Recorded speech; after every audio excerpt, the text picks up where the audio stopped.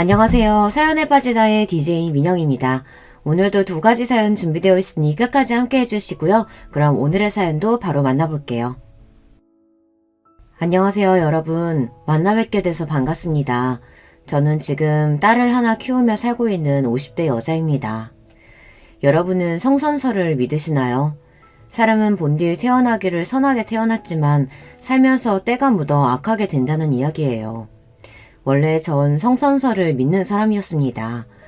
요즘 뉴스나 언론에 보도되는 어두운 사회 소식들, 범죄 소식들을 접하면 성선설이 말이 되냐고 하실 수도 있지만 그래도 주변에 계신 가족과 이웃분들은 참 좋은 분들이잖아요.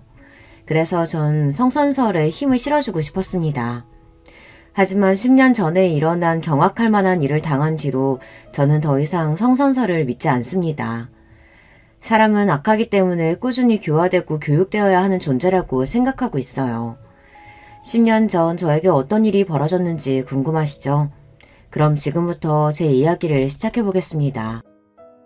제가 남편과 처음 만났던 때는 2000년대 어느 날로 그날은 핑크빛 설레임이 아닌 인생 최고로 무서웠던 날로 기억하고 있습니다.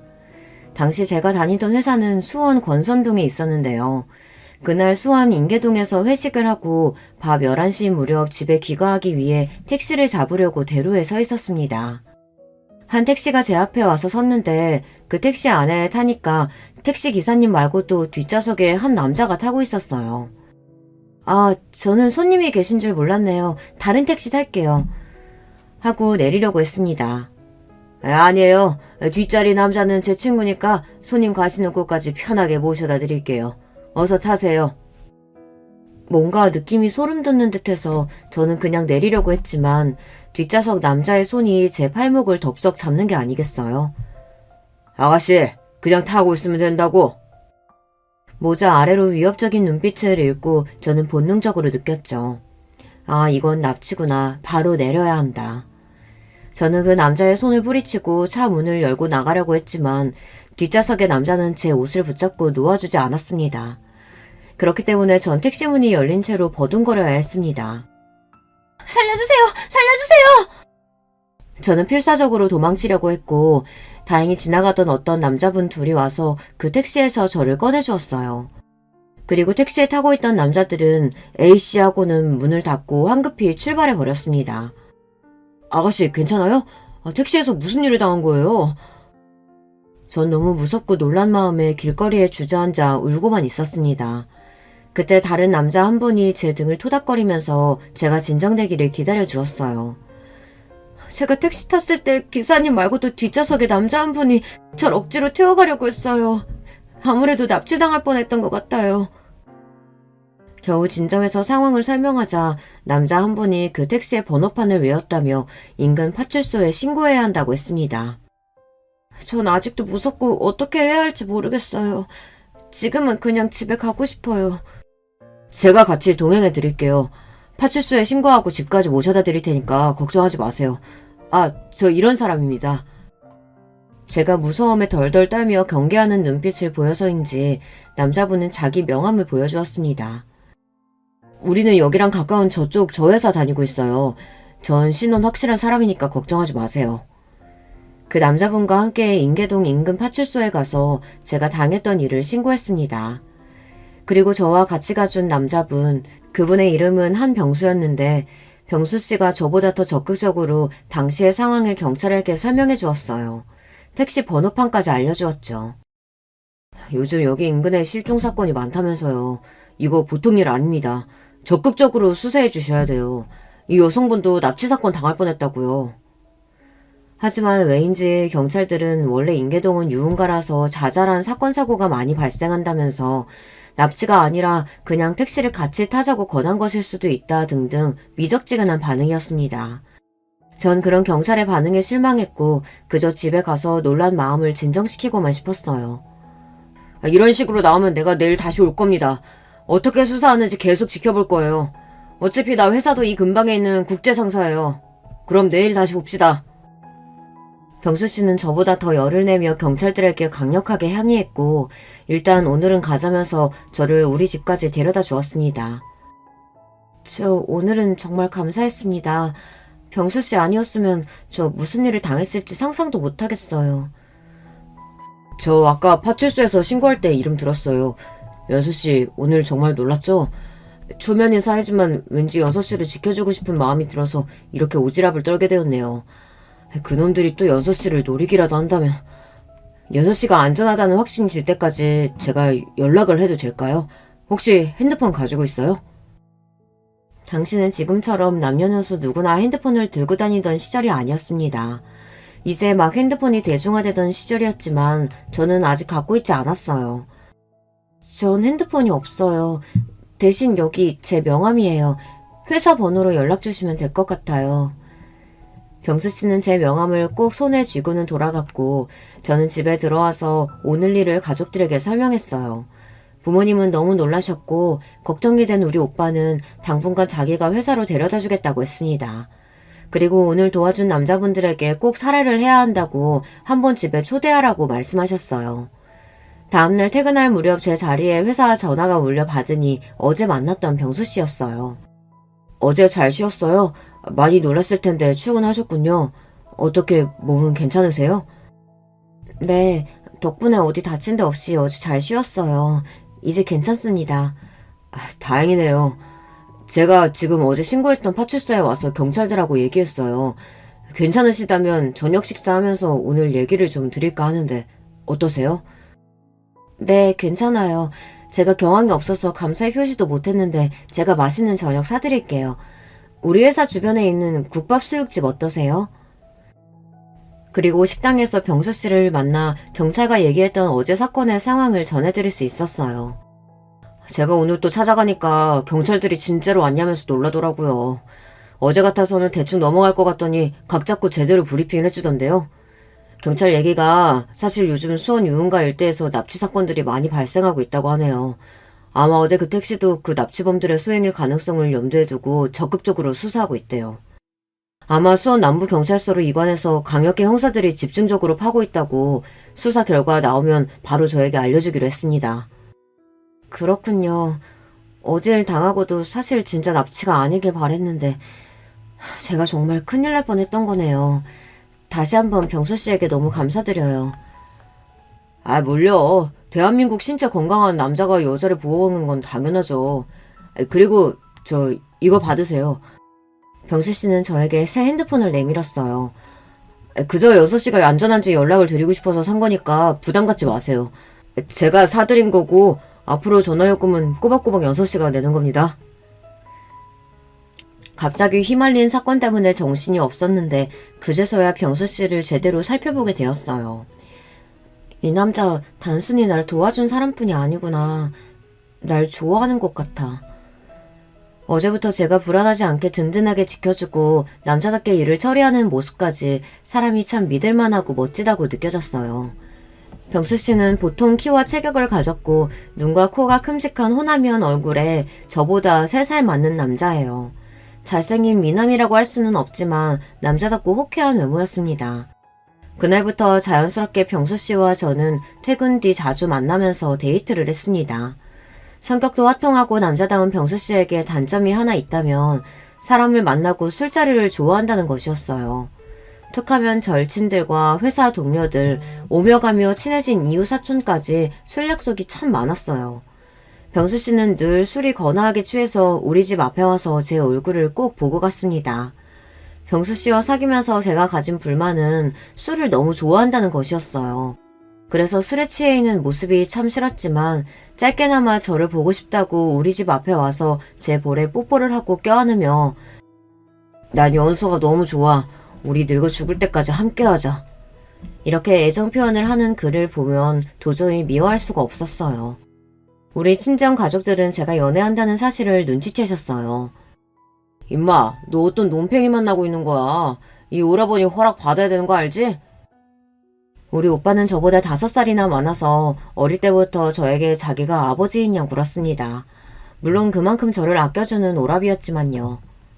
괜찮은 남자야. 지난번에 나 인계동에서 납치당할 뻔했을 때 도와준 남자고. 아, 그때 말한 그 남자구나?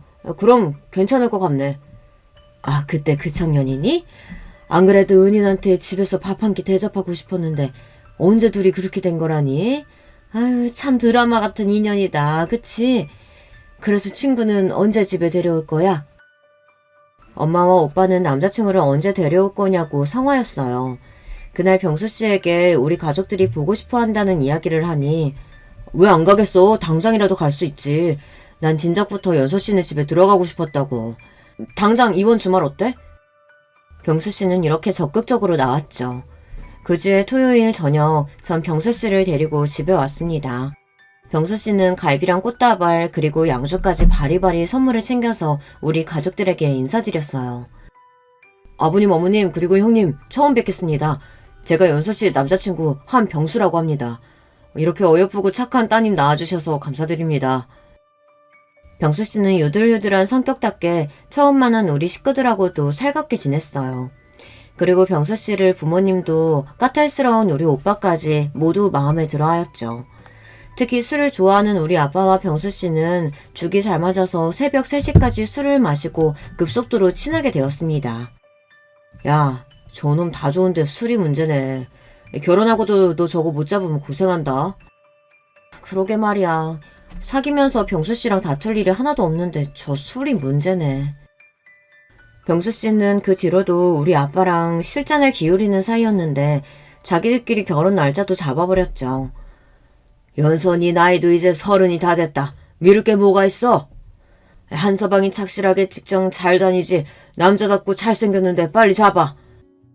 두 남자가 적극적으로 추진한 결과 우리는 2001년 2월에 결혼을 하게 되었어요. 우리 부부는 행복한 신혼 시절을 보냈습니다.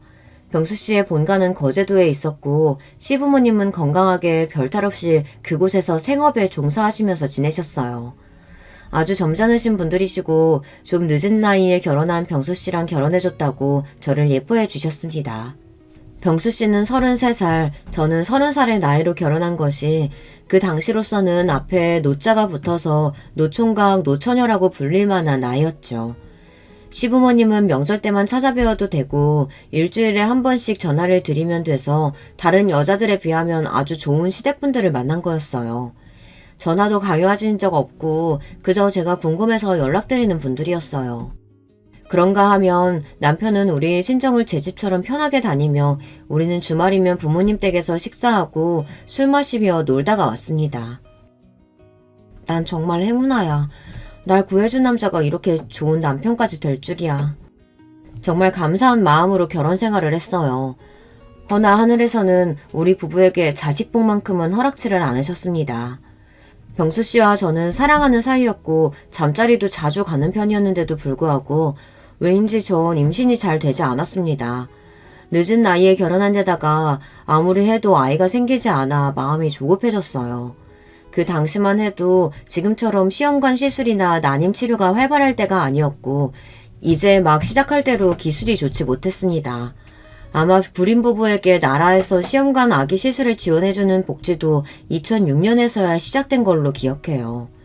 친정엄마 손에 이끌려서 난임 치료로 유명하다는 한의원에 가서 탕약을 지어먹고 주기적으로 침을 맞아보았어요. 주변에서는 이런 저에게 여러 가지 민간요법을 알려주었어요. 쑥이 여자 자궁에 좋다더라. 쑥차를 마시고 자욕도 해라. 피하지방 아랫배에 살이 너무 많으면 임신이 잘 안 된다고 해서 그리 많지도 않은 뱃살을 빼려고 다이어트를 하는 등 지금 이 이야기를 듣는 요즘 분들은 황당하시죠. 하지만 당시 저는 지푸라기라도 잡는 심정으로 좋은 것은 다 해보았습니다. 그러다가 남편의 회사에서 보내주는 휴가가 있어서 제주도에 3박 4일 동안 여행을 하게 되었어요. 그런데 뜻밖에도 여행 기간 중에 그토록 바라던 착상이 된 것이에요. 무려 3년 반 만에 찾아온 임신 소식에 우리 부부는 물론이고 친정, 시댁, 양가 집안 모두 감격하셨어요. 그래서 누구에게나 자식 새끼는 중한 법이지만 우리 딸아이는 저에게 남다를 정도로 소중한 존재입니다. 그렇게 어렵게 가진 아이는 정말 제 눈에 넣어도 아프지 않을 만큼 저에게 소중한 보물과 같았어요. 십자수 뜨개질은 물론 늘 클래식 음악을 집에 틀어놓고 생활하는 등 태교에 힘썼습니다.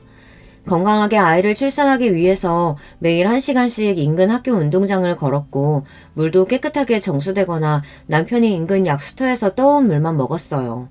TV에서 폭력적이거나 나쁜 장면이 나올까봐 늘 EBS 교육방송만 틀어놓고 봤었죠. 저만큼 태교에 열심인 사람을 주변에서 본 적이 없었어요. 오죽하면 친정엄마도 저보고 유난 떤다고 하셨죠. 그럼 어쩌겠어요. 뱃속에 있는 아이가 너무 소중해서 제가 할 수 있는 모든 것을 해주고 싶었습니다. 그리고 2005년 한참 더운 8월에 딸을 건강하게 출산했습니다. 저에게 이 세상 어떤 기쁨도 즐거움도 바꿀 수 없을 만큼 소중한 제 딸의 이름은 한혜린으로 지어주었습니다. 정말 이쁜 이름이죠. 이제 자식까지 생겼으니 가슴속 응어리와 걱정거리는 사라졌고 하루하루 평범하지만 행복하게 잘 살았습니다. 하지만 불행은 늘 주변을 맴돌면서 우리를 노리고 있고 정말 어느 날 갑자기 들이닥치는 모양입니다. 경악할 만한 일이 우리 가족에게 벌어지고 말았죠. 때는 2014년으로 전 40대의 주부로 남편과 초등학교 3학년 딸과 셋이서 단란하게 지내고 있었어요. 그날따라 남편은 해외 출장을 간다며 분주해 보였습니다. 콧노래까지 부르면서 저에게 속옷이랑 양말을 3세트씩 챙겨놓으라고 말했어요. 이번에는 3박 4일 출장인가 봐요. 중국 상해 쪽으로 부장님하고 동행해서 그 정도 머무를 것 같아. 남편은 원래 1년에 2번씩 해외 출장을 다녀오는 사람이었습니다. 하지만 올해 들어 남편의 해외 출장은 부쩍 잦아졌어요. 아마 남편이 작년 해외 영업팀으로 부서를 이동한 탓이라고 생각했어요. 못해도 2달에 한 번씩은 해외 출장을 나갔어요. 그렇지만 이번 출장은 헝가리에 다녀온 지 일주일도 안 되어서 또 잡힌 것이었죠. 여보, 비행기에서 방사능 많이 나온다고 하는데 이렇게 자주 비행기 타면 당신 건강 해치는 거 아닌가 몰라요. 그리고 당신처럼 나랑 혜린이도 중국에 가보고 싶다. 당신이랑 신혼여행으로 필리핀 가본 뒤로 나랑 혜린이 한 번도 비행기 못 타본 거 알아요? 이렇게 불평이 나도 모르게 나오고 말았어요. 그러게, 내일 좀 한가해지면 우리 가족여행으로 한번 가지 뭐. 당신 혹시 면세점에서 뭐 갖고 싶은 거 있어? 당신이 해외 나갈 때마다 립스틱이며 향수며 고급 브랜드로 몇 번이나 사다 줘서 나 많아요. 외출할 일도 없는 가정주부가 그런 화장품을 언제 다 쓸까 몰라. 남편은 같이 해외여행 한번 같이 가지 못한 저에게 미안한지 이번 출장을 다녀오면서 놀랄만한 선물을 가져오겠다고 호언장담을 했습니다. 다음날 남편이 인천공항으로 가는 공항버스를 타는 모습을 보며 남편을 배웅했죠. 뒤돌아 생각하니 이때 떠나는 남편의 바지가랑이라도 잡고 늘어졌어야 했습니다. 저는 이날부터 불행의 구렁텅이로 빠지고 말았으니까요. 하지만 미래는 알 수 없는 법이죠. 남편이 출장을 간 뒤로 이번에는 이상하게 연락이 뜸했습니다. 상해 공항에 잘 도착했다는 문자를 끝으로 출장 간 3일 동안 저에게 어떠한 전화나 문자 한 통이 없었으니까요. 한국으로 돌아오는 날이 되었어도 남편의 전화가 닿지 않자 저는 걱정이 된 나머지 남편 회사 부서에 전화를 걸었습니다. 네, 국제상사 해외 마케팅 부서입니다. 현재 한병수 과장님은 부재 중이에요. 어디신지 말씀 주시면 메모 남겨드리겠습니다. 네, 안녕하세요. 전 한병수 과장의 아내 되는 사람입니다. 이번에 떠난 중국 출장 내내 4일 동안 연락이 되질 않아서 회사에서 무슨 일이 생겼는지 궁금해서 전화드렸어요. 네? 한 과장님이 중국 출장이라고요? 아니요. 한 과장님은 개인적인 사정으로 4일 동안 연차 쓰셨습니다. 그리고 오늘 출근하셨어야 하는데 아직 안 돌아오셔서 연락드렸는데 전화를 받지 않으시네요. 혹시 아내분께서 어떻게 된 일인지 아실까요? 뭐라고요? 남편이 회사 출장을 간 게 아니에요? 전화를 끊고 나서 전 어리둥절했습니다. 그러니까 남편은 회사 출장을 간 것이 아니었던 거예요. 그럼 인천공항을 간다던 남자는 어디를 간 건지, 진짜 해외에 나가기는 한 걸까? 전 집에 있는 서랍함에서 여권을 뒤졌습니다. 남편의 여권은 그곳에 없었어요. 그렇다는 얘기는 남편은 분명 다른 이유로 해외에 출국을 한 것이었습니다. 갑자기 불안함이 엄습해왔어요. 몇 시간이 지나고 제 막연했던 불안함은 현실로 드러나고 말았습니다. 한 병원에서 연락을 받은 것이에요. 여보세요? 혹시 한병수 씨 보호자 되십니까? 환자분이 소지하고 있던 신분증의 이름은 한병수고 생년월일은 1968년 3월 9일입니다. 이 환자분과 가족관계 되십니까? 네, 제 남편이에요. 제가 그 사람 아내고요. 제 남편 지금 어디 병원이라고요? 저는 불이 나게 연락받은 병원으로 달려갔습니다. 하지만 병원에서 남편의 모습은 찾을 수 없었고 전 안내 데스크에서 한병수 환자를 찾고 있다고 말했습니다. 데스크에서 일하던 간호사는 컴퓨터를 조회해보더니 저에게 말했어요. 아까 연락받으신 보호자 맞으시죠? 한병수 씨는 인천항 부근 해안가에서 의식이 없는 채로 어부에게 발견돼서 119에 호송되었어요. 자켓 안에 들어있던 지갑과 신분증과 보호자분 연락처 스티커가 있어서 빨리 전화할 수 있었어요. 네, 그런데 제 남편이 보이질 않아서요. 어디에 가야 있을까요? 환자분 상태가 위독해서 지금 응급수술 중입니다. 수술실 C 앞에서 대기하고 있으세요. 건강하던 남편이 갑자기 위독한 상태로 수술 중이라니. 저는 영문도 모른 채 그저 수술실 앞에서 기도를 하며 있었습니다. 그때 수술실 밖으로 한 의사분이 급히 뛰어나와 이야기를 하는 겁니다. 네, 참 이런 경우가 또 있나. 한병수 씨 보호자분 어디 있습니까? 네, 저예요, 저. 하고 바로 의사 앞으로 뛰어갔습니다. 남편의 수술을 하던 의사는 놀라운 일을 발견하고는 수술하고 급히 나온 것이었어요. 그리고 의사가 발견했던 놀라운 일이란 남편의 배에는 절개했다가 꿰맨 자국이 있더라는 겁니다. 그것도 수술 자국은 하루 이틀 정도밖에 안 된 것이며 전문적인 의료기관에서 받은 수술의 모양새가 아니었기 때문에 의사는 저에게 환자에게 도대체 무슨 일이 일어난 것이냐며 물었습니다. 제가 알기로 남편은 어떤 수술도 받아본 적이 없었고 남편이 해외 출장을 갔었는데 연락이 두절되어 전 아무것도 모른다고 말할 수밖에 없었습니다. 의사는 곧이어 더 충격적인 사실을 이야기했습니다. 남편의 복부를 절개해서 보니 장기 중에 신장 하나가 적출된 것을 발견했습니다. 또 한쪽 눈 각막도 적출되어 있네요. 이게 도대체 무슨 귀신 씨나라 까먹는 소리일까요? 의사는 즉시 경찰에 신고를 했습니다. 환자는 현재 신장과 각막이 적출된 상태입니다. 아무래도 환자는 분명 불법 장기 적출 범죄에 연루된 것 같습니다. 당장 병원에 와서 환자를 조사해 주셔야 합니다. 이게 믿어지십니까? 평범한 제 남편이 하루아침에 장기 적출을 당했다니요. 의사는 놀라서 아무 말도 못하고 서 있는 저에게 설명을 이어갔습니다. 제가 군산에 있는 외과병원에서 일하고 있을 당시 간혹 항구에서 발견된 환자 중에 이런 사례를 본 적이 있어서요. 경찰서에 신고하고 몇 차례 참고인 조사를 한 적이 있습니다.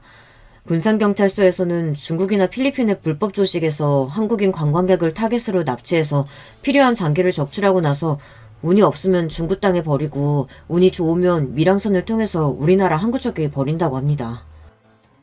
중국의 장기 이식 비즈니스는 아주 큰 사업입니다. 당시 사람의 간의 가격은 미화 13만 달러, 신장 가격은 미화 8만 달러로 꽤 큰 돈을 벌 수 있었기 때문이죠. 중국 공산당은 2013년에 국가 장기 분배 시스템을 구축했고 암암리에 중국의 이식 장기가 풍부한 것은 정치범에게서 장기를 적출했기 때문이라는 무시무시한 이야기입니다. 저도 옛날에 어디 뉴스에서 중국에 여행 갔던 어느 신혼부부의 시신이 발견되었는데 그 안에 장기가 송두리째 사라져 있었다고 들은 것 같아요. 전 그냥 괴담인 줄로만 알았는데 제 남편이 그런 범죄에 연루되었다니 정말 믿기지 않는 일이었어요. 저는 간절하게 남편이 무사하게 수술을 마치고 깨어나기를 기도드렸습니다. 다행히도 남편은 수술이 끝나고 병실에 옮겨진 지 5시간 만에 깨어나서 눈을 떴어요. 여보, 당신이 들어요? 당신 정말 죽다가 살아났어. 해외 출장 가서 도대체 무슨 일이 있었던 거예요? 남편은 수술한 부위가 아픈지 신음소리만 내며 제 질문에 답하지 못했습니다. 저는 병실 밖 간호사에게 가서 남편이 마취해서 깨어났고 고통이 심하니 좀 봐달라고 했죠. 그렇게 잠시 뒤 병실에 돌아와 보니 그 사이 어떤 남자 2명이 남편과 심각한 이야기 중이었습니다. 그 남자들은 바로 형사였던 거예요. 아까 의사의 신고로 형사는 피해자인 남편에게 어떤 일이 일어났는지 물어보고 있었습니다. 중국은 실종과 납치가 빈번하게 일어나는 나라예요. 언론에 크게 알려지진 않았지만 실은 중국이나 필리핀 등에서 한국인 실종자는 결코 적지 않은 수준이죠. 그 중에 한병수 씨처럼 살아서 신장과 각막 하나만 없어져서 돌아온 케이스는 정말 적죠. 그래서 어떤 일을 당하셨고 누구를 만났는지 소상히 말씀해 주셔야 우리가 한병수 씨를 그렇게 만든 용의자들을 추적할 수 있을 겁니다. 저는 제 일을 알리고 싶은 마음도 없고요. 경찰에 조사를 요청한 적은 더더욱 없습니다. 제발 돌아가 주세요. 이건 한병수 씨 마음대로 넘어가고 덮어둘 일이 아닙니다. 강력범죄고 형사사건이기 때문에 우리는 수사에 들어가야 한단 말이에요. 계속 이렇게 협조하지 않으시면 저희도 다른 방법을 써야겠네요. 일단 다음에 다시 돌아오겠습니다. 회복하시고 되도록 빨리 서해 나와서 조사에 협조해 주시기 바랍니다. 무슨 연유인지 남편은 경찰에 수사 요청해도 중국에 가서 어떤 일을 당한 건지 입을 다물고만 있었어요. 여보, 잘은 몰라도 당신이 국제 범죄자들에게 그렇게 끔찍한 일을 당한 거라면 우리 경찰이 수사해서 잡아야 하지 않겠어요? 지금도 어디선가 그 나쁜 놈들이 한국 사람들에게 또다시 몹쓸 짓을 한다면 어떡해요. 남편은 저에게 아무 말도 못하고 그저 반대 방향으로 돌아 누웠습니다. 병원에서 강제로 적출된 장기가 없어도 괜찮은지 몇 가지 검사들을 계속 진행됐고 남편은 다행히 건강을 잘 회복할 수 있었습니다. 하지만 남편은 전에 없이 한숨을 쉬며 낯빛이 까만 채로 하늘만 멍하니 보며 시간을 보내고 있었어요. 아마도 무시무시한 일을 당한 트라우마 때문인 것 같았어요. 그리고 간병을 하며 옆을 지키는 저에게나 병문안을 온 시부모님에게도 그 누구에게도 남편은 말하기 싫다며 자꾸 돌려보내기만 하는 겁니다. 그렇게 밝고 건강하던 사람이 이제 사람하고는 말도 하기 싫다는 뜻이요. 남편의 건강이 이상이 없을 거라며 병원에서 퇴원하라고 해서 우리는 퇴원 준비를 하고 있었어요. 그러고 있는데 일전에 남편에게 찾아왔던 형사 중 한 분이 다시 찾아오셨어요. 참고인으로 범죄조사 소환 통보 드렸으나 거절하시니 이렇게 정식으로 출석 요구서를 갖고 왔습니다. 퇴원하시는 길에 우리 서해 가셔서 몇 가지 사실관계 확인하고 한병수 씨 진술을 받아야 합니다. 하는 수 없다는 듯이 남편은 형사와 함께 경찰서로 향했습니다. 저도 따라가려고 했지만 형사는 안 된다고 했고 남편도 저에게 절대 따라오지 말라며 굳은 표정으로 떠났습니다. 전 혼자서 남편의 병원 짐을 챙겨 집으로 돌아왔어요. 성치 않은 몸으로 경찰서에 혼자 간 남편이 너무 걱정되어서 가만히 쉬지도 못하고 청소를 하고 빨래를 하며 시간을 보냈는데요. 그러고 남편은 4시간 만에 집으로 돌아왔습니다. 몸에 힘이 하나도 없는지 휘청거리면서 들어와서 소파에 털썩 앉아서 얼굴을 두 손에 파묻고 있었습니다. 여보, 성치 않은 몸으로 경찰서까지 가서 고생 많았어요. 조사는 잘 끝났어요? 그런데 이제 나에게도 모든 사실을 이야기하지 않아요? 당신 출장 간 날부터 오늘까지 당신한테 무슨 일 벌어진 건지 아무것도 모른 채로 입 닫고 있었지만 이제는 알아야겠어요. 한참을 고민하던 남편은 괴로운 얼굴을 하고서 저에게 그동안의 일을 털어놓았습니다. 그 충격적인 진실을 알게 된 뒤부터 현재까지 저는 성악설을 믿고 있습니다. 사람이란 두꺼운 납작쥐로 어떤 짓이든 벌일 수 있음을 그때 알게 되었으니까요. 남편은 약 7개월 전 강남의 한 룸사롱에서 접대 회식을 하며 술판을 벌이고 놀다 한 마담을 만나게 되었습니다. 이름은 박서윤으로 그 술집의 마담인데 빵빵한 가슴과 잘록한 허리 그리고 남자를 녹여내는 화술을 가진 30대 초반의 여자라고 합니다. 그 마담을 처음 본 날부터 남편은 박마담에게 마음을 빼앗겼다고 합니다. 그 뒤로 술자리는 무조건 그 룸사롱으로 잡아서 박마담과 놀았고 급기야 얼마 지나지 않아서 호텔을 잡고 유부남으로서는 해서는 안 되는 짓까지 해버린 거죠. 잠자리를 가진 뒤 남편은 더욱 그 마담에게 홀려버렸고 정말 제정신이 아니었다고 합니다. 하지만 마담은 이런저런 핑계를 대며 남편이 원하는 만큼 만나주지 않았다고 해요. 아마 마담이 같이 놀던 재력가 남자들과 달리 남편은 평범한 회사의 과장일 뿐이니까요. 그래도 남편은 포기하지 않고 그 마담에게 잘해주고 자신의 마음을 계속 어필했다고 합니다. 그때 마담은 남편에게 한 가지 제안을 했다고 합니다. 자기가 해외 출장을 가야 하는데 동행해줄 수 있느냐고요.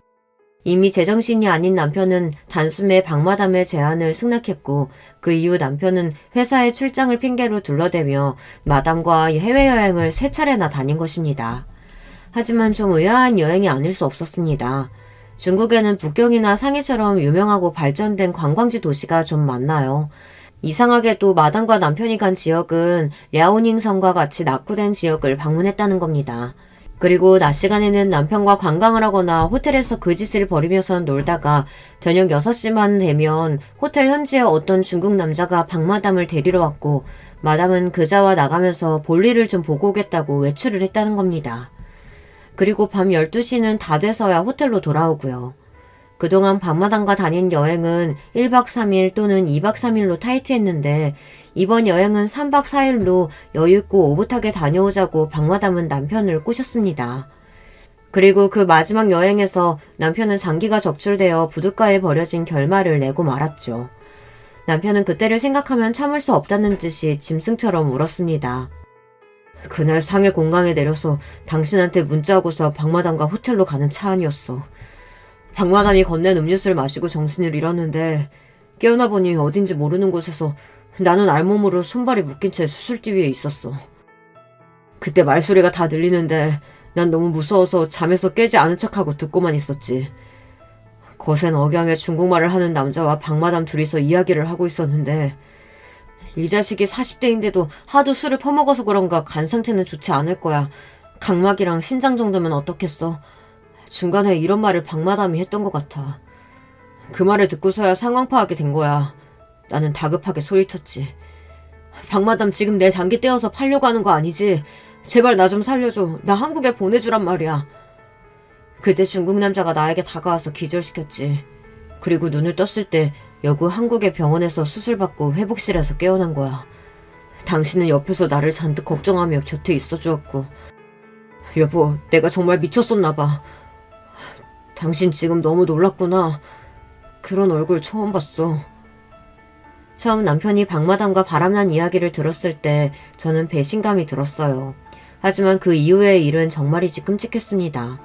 남편에게 심한 혐오감이 생겨서 저는 남편의 말을 듣고 싶지가 않았어요. 당신과 끝이야. 남편으로서도 혜린이 아빠로서도. 눈 한쪽 안 보이고 불편하게 살겠지만 모두 다 당신이 저지른 죄값이고 그 대가니까 어떻게든 살아봐. 나와 혜린이는 당신 옆에 던 없을 거야. 그 이후의 일은 여러분도 짐작이 가시나요? 저는 곧바로 남편과 이혼을 했습니다. 부부간의 이혼도 협의해야 하고 그마저 여기가 잘 되지 않으면 소송까지 간다죠. 하지만 저와 같이 남편의 불륜과 심각한 범죄 사건에까지 휘말리게 되면 이혼은 아무것도 아닌 것이 되어버리는 것 같아요. 두 번 생각하고 고민할 필요 없이 남편에게서 떠났습니다. 남편은 저를 붙들고 매달렸고 우리 친정에까지 와서 읍소를 했죠. 모든 사정을 알게 된 우리 친정에서는 저보다 더 분노하셨어요. 찾아온 남편에게 오빠가 야구방망이를 들고 와서 남편을 때리려 들었습니다. 우리 엄마가 간신히 말렸고요. 알고 싶지도 않았지만 이혼하는 과정에서 형사들이 찾아와서 사건 조사 경위를 이야기해 주었습니다. 남편분은 중국의 불법 장기매매 조직의 타깃이 되었던 것 같아요. 그리고 한국의 브로커로 활동하는 박마담이라는 여자가 남편을 그 조직에 넘겼다고 추정하고 있습니다. 박마담은 추적 중인데 수사해보니 본명은 김선영이고 나이는 46세입니다. 박마담과 중국 조직을 현재 수사하고 있지만 근거지가 중국 본토고 공안과 우리나라는 이런 사건에 대해 공조한 전례가 없어서 아무래도 그놈들을 찾기는 쉽지 않을 것으로 보입니다. 혹시라도 박마담이 아니 김선영이 한국에서 잡힌다면 그때 다시 연락드리겠습니다. 형사님, 저는 피해자 한병수와 이혼 절차를 밟고 있어요. 전 더 이상 그 사람의 아내도 가족도 아니니까 저에게 연락하실 필요 없습니다. 아, 그러셨군요. 네, 이런 사건 당하셨으니 그럴 법도 합니다. 형사는 제 이야기에 당황한 듯 보였지만 이내 다 이해한다는 표정으로 인사하고 갔습니다. 그렇게 저의 결혼생활 10년은 끝이 났습니다. 이혼하고 나니 전 앞으로 어떻게 살아야 할지 막막했습니다. 남편의 잘못으로 하루아침에 이혼녀가 되었지만 그 인간으로부터 어떤 위자료도 받을 수 없었어요. 다만 함께 살고 있던 아파트를 팔고 난 돈을 반씩 나눠 가졌을 뿐입니다. 양육비도 받지 못한 저는 당장 먹고 살 돈을 벌어야 했죠. 혜린이를 낳고 산 10여 년 동안 세월 동안 가정주부였고 이미 40줄에 들어선 저를 어디서나 써줄까요? 처음에는 매일 일당 5만 원을 준다는 공장에 나가봤습니다. 소스통을 세척하고 여기에 소스를 담는 일을 하는 것이었어요. 아침 8시에 경기도 오산시에 있는 공장까지 가는 셔틀버스를 타야 했고 9시부터 오후 6시까지 점심시간 1시간과 중간 휴게시간 20분을 빼고는 온종일 서서 일해야 했습니다. 쉴 새 없이 돌아가는 컨베이어 벨트의 속도를 초심자인 제가 맞추기란 참 어려운 일이었어요. 하지만 전 이를 악물고 해내야 했어요. 일당 5만 원으로 혜린이 해먹일 음식 재료도 사고 아이 학원비도 내야 하니까요. 공장은 주 5일제였기 때문에 전 주말에는 동네 근처에 있는 김밥 천국에서 일을 했습니다. 공장 셔틀버스를 타고 가는 길가에 있는 김밥집이었는데 직원을 구한다는 공고문을 봤거든요. 마침 주말에만 일할 수 있었고 시급 6,000원으로 8시간 동안 꼬박 일해서 5만 원 가까이를 벌었습니다. 저는 한 달에 30일 내내 일해야 하는 가장이 되었습니다. 그렇게 해서 우리 딸을 먹이고 입히고 학교를 보낼 수 있어서 다행이었어요. 10년 넘게 남편이라고 함께 살맛대고 산 남자가 술집 마당과 바람을 핀 데다 중국에 가서 장기를 잃고 온 반병신이 되었다는 사실을 전 아직도 받아들이지 못했어요. 그런 남편과의 지난 결혼 생활 따위는 잊고 차라리 바쁘게 일하고 돈을 벌며 딸의 뒷바라지 하는 것이 내 남은 인생의 이유라고 생각했습니다. 전 남편만 떠올리면 저는 딱 죽고만 싶었거든요. 시간이 지나도 잊혀지지 않는 슬픔이 있다는 것을 전 그날 이후로 지금까지 경험하고 있어요. 제가 일하던 김밥집 사장은 49세의 남자였는데 사람이 무뚝뚝하고 불친절하고 직원들에게 일만 시키는 사람이었어요. 저 역시 돈만 벌면 되니까 제 개인사 따위 관심 갖지 않는 사장이 편했는데 제가 잡담이나 농담도 안 하고 오로지 일만 하니까 사장님이 저를 궁금해하기 시작했습니다. 조연서 씨, 내가 석 달 동안 지켜보니까 말도 잘 안 하고 혹시 집에 무슨 안 좋은 일 있어요? 사장님, 전 제 개인적인 이야기 하고 싶지 않습니다. 그래요. 그럼 이건 어때요? 그동안 일 열심히 잘해주었는데 앞으로 평일과 주말 모두 김밥집에 나와주면 어떻겠어요? 주방에 권씨 아줌마도 이번 달 말까지만 일한다고 하니 연서씨가 아예 정직원으로 일해주면 좋겠습니다. 월급은 220만 원으로 올려주고 4대 보험도 해줄게요. 생각해보겠어요? 저에게 사장님의 제안을 거절할 이유 따위는 없었습니다. 공장은 김밥집보다 일도 더 힘들었고 작업반장이라는 34살짜리 놈이 맨날 저를 포함한 여직원들에게 욕설에 성희롱까지 해서 다니는 것이 고역이었거든요. 게다가 한 달 내내 일해도 150만 원 정도 버는 제가 왜 이 일을 안 하겠어요. 그날부터 전 한 달 내내 사장님과 알바생 한 명과 같이 김밥집에서 일했습니다. 알고 보니 사장이라는 남자도 팔자가 기구한 것 같았습니다. 4년 전 아내가 췌장암으로 투병을 하다 세상을 떠났다고 합니다. 췌장암이라는 것이 참 독하고 고통스러운 암이라 사장의 아내분은 9개월 정도 투병했지만 그간의 사정이란 입에 담기 어려울 정도로 힘들고 끔찍했다는 것입니다. 사장에게도 딸이 하나 있는데 지금 고3이라서 한참 입시를 준비하느라 바빠서 김밥집을 마치고 집에 가도 아무도 없다는 말을 했습니다. 하루는 사장님이 저에게 시간이 되면 옆에 있는 삼겹살집에서 야식이나 먹자고 했어요.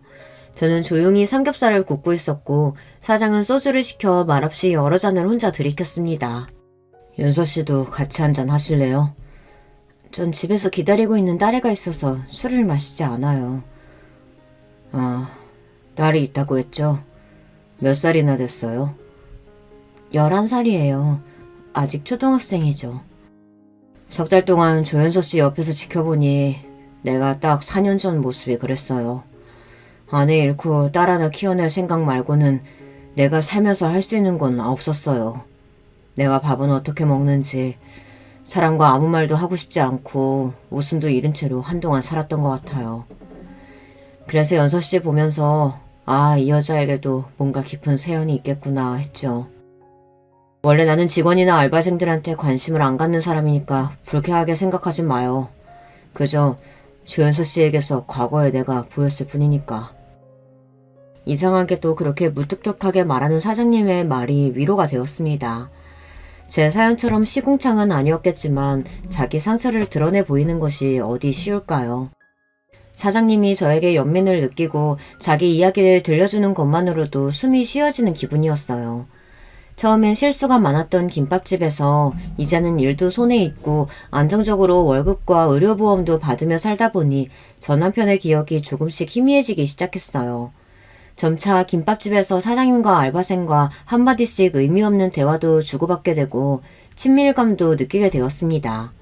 같이 일하는 알바생은 22살의 여자 대학생인데 참 순수하고 착한 아이였어요. 아줌마, 처음 왔을 때는 얼굴이 너무 어둡고 우울해서 말 걸기 어려웠는데 요즘은 아줌마가 편해 보여서 좋아요. 사장님도 티는 안 냈지만 아줌마 은근히 걱정하고 챙기시더라고요. 주방에서 일하던 권씨 이모도 내보내고 아줌마 직원으로 채용하시고요. 정말이야? 사장님은 권씨 아줌마가 그만둔다고. 그건 아줌마가 알면 부담스러울까 봐서 둘러대신 거겠죠. 월급도 꽤 많이 챙겨주셨죠? 전에 아줌마 딸 초등학생 여자애가 왔었잖아요. 사장님이 그때 아줌마 혼자 딸 키우고 어렵게 사는 걸 눈치채신 것 같아요. 그리고 제가 보기에는 사장님이 아줌마 좋아하는 것 같은데요? 한참 어린 학생이 어른들 놀리는 거 아니야. 내 인생에 남자는 없어. 넌덜머리가 난다고 아주. 무서운 표정으로 단호하게 말하는 저에게 놀란 알바는 입을 꾹 다물고 다른 곳으로 갔습니다. 그때 사장님은 테이블에 앉아서 골머리를 썩는다는 듯 말했습니다. 정산이 왜 이렇게 안 되냐. 이달 비용이랑 수입 전표가 합계가 영 안 맞네. 괜찮으시면 제가 도와드릴까요? 원래 아이 낳기 전까지는 회사 재무팀에서 회계 관리를 했거든요. 제가 회계 처리한 내용을 엑셀로 만들어서 일목요연하게 정리해 보여주니 사장님 얼굴이 환해졌습니다. 정말 고맙네요. 이런 전문적인 일까지 할 수 있는 사람인 줄 몰랐는데 다시 봤어요. 그럼 앞으로 마감 시간에는 식당님 말고 나랑 같이 정산 좀 도와줄 수 있겠어요? 결혼 전에 했던 업무가 소상공인인 사장님에게는 꽤 도움이 되었던 것 같아요. 어느 순간 저와 사장님은 단순한 사장과 직원과의 관계를 넘어서 동업자같이 보이기도 했어요. 저는 가게의 대출이나 인건비, 고정비 등의 재무 상황에 대한 조언도 했고, 사장은 전문적인 도움을 받으니까 훨씬 가게 경영이 좋아졌다며 고마워했습니다. 그렇게 김밥집에서 일하면서 저는 점차 웃는 날이 많아졌습니다. 사장님과 저는 날로 가까워지고 함께 대화하고 일하는 순간순간이 행복하게 느껴지기 시작했어요.